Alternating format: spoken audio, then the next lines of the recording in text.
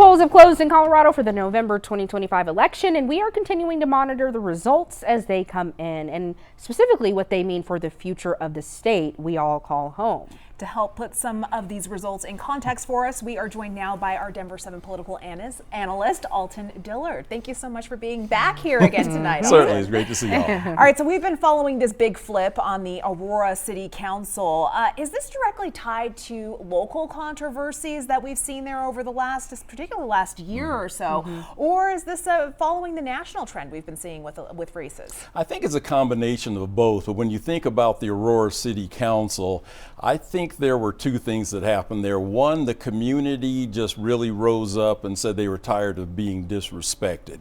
And what I mean by that, I'm tying it back to the killing of Kylan Lewis.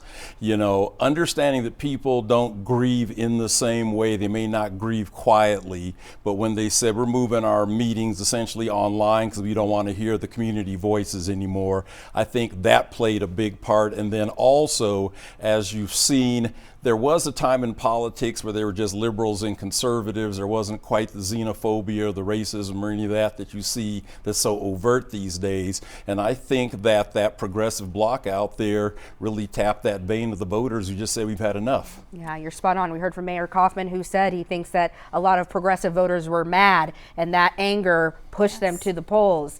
In the Denver school board elections, the union-backed candidates prevailed over being outspent by political outsiders in our states with ties to charter schools. What message were voters sending with this one?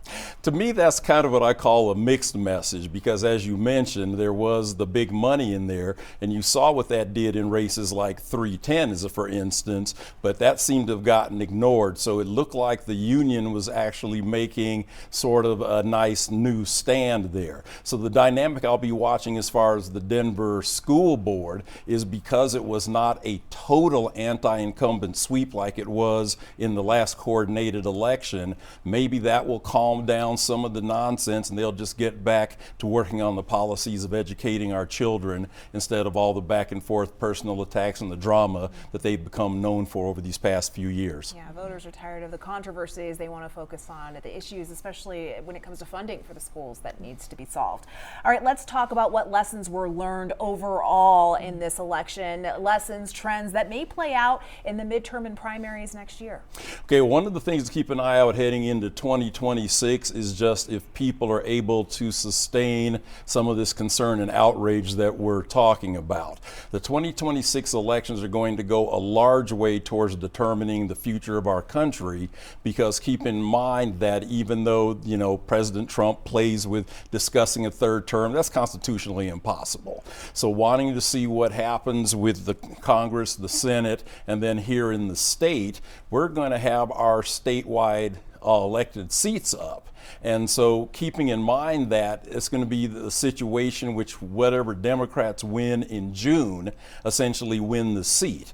So this is not a November election in the way we think about it, because it's going to be a big sprint into June. So watching what happens in our governor's race, Secretary of State, Treasurer, and Attorney General, that's going to determine a long way and see which way the state's going. A lot of big races next year. Yeah, Alton Dillard, our political analyst, thank you so much for that important breakdown. We appreciate you being here.